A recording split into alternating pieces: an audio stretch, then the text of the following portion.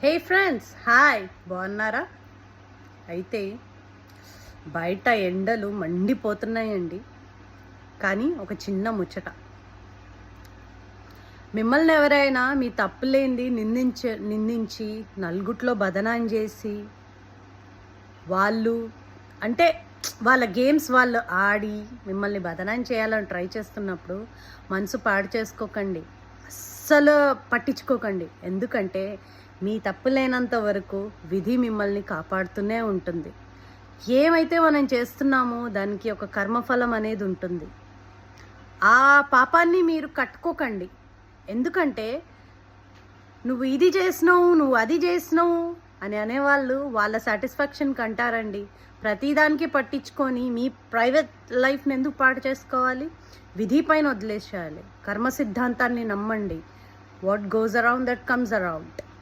Bye friends.